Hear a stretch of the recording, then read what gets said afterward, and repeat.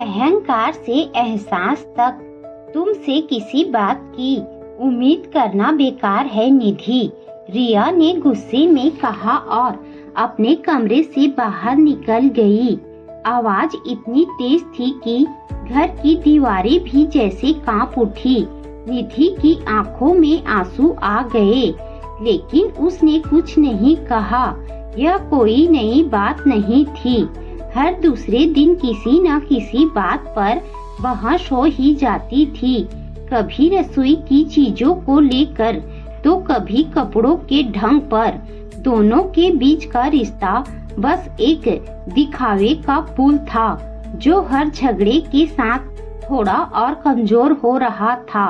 रिया को लगता था कि निधि ने उसके भाई के साथ साथ उसका घर भी छीन लिया है।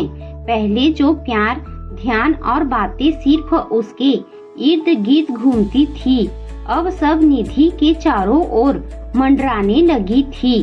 वही निधि खुद को हर पल एक कसौटी पर खड़ी महसूस करती, चाहे जितनी कोशिश कर ले। रिया की आंखों में उसे कभी जगह नहीं मिल पाती। दोनों में प्यार की जगह धीरे धीरे अहंकार और जलन ने ले ली थी। घर में जब दोनों एक ही कमरे में होती तो माहौल बोझिल हो जाता था। एक दिन अचानक हालात ने सब कुछ बदल दिया।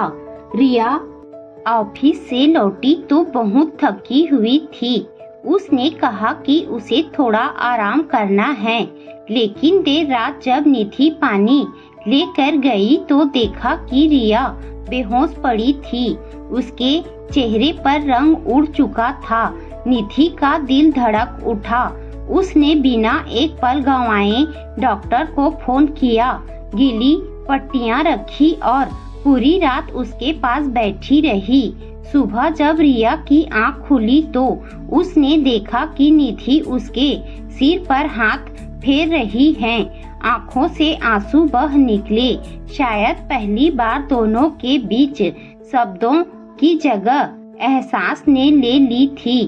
उस दिन के बाद घर का माहौल बदल गया। जब वो रसोई, जहां पहले तकरार की आवाजें गूंजती थी, वह अब हंसी की खनक सुनाई देने लगी। त्योहारों की तैयारी में दोनों साथ होती, एक सजावट करती, दूसरी मिठाई बनाती। रिया को एहसास हुआ कि निधि उसकी जगह लेने नहीं, बल्कि उसके जीवन में एक नई रंगत जोड़ने आई है। निधि ने भी समझा कि रिया का गुस्सा नफरत नहीं, बस डर था, अपने प्रियजनों को खो देने का डर। धीरे धीरे दोनों की दुनिया एक हो गई। अब अगर रिया ऑफिस से थक कर आती तो निधि पहले से ही उसकी पसंद की चाय तैयार रखती, और जब निधि मायके जाने की तैयारी करती तो रिया उसकी पैकिंग खुद करती। ईगो और जलन की जगह अब एक बहन जैसा रिश्ता खिल चुका था। कभी जो रिश्ता तानों और गलत फहमियों से भरा था, अब उसमें बिना कहे समझने का अपनापन था। जब एक रोती तो दूसरी बिना कुछ कहे उसके कंधे पर हाथ रख देती।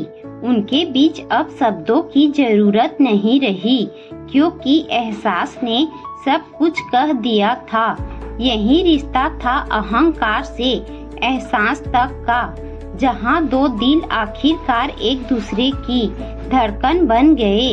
रिया और निधि की कहानी यही सिखाती है कि जब दिल साफ हो तो रिश्ते की हर दरार भर जाती है। आखिरकार घर सिर्फ दीवारों से नहीं बनता, वो बनता है उन दिलों से जो एक दूसरे की धड़कन महसूस करना सीख जाते हैं।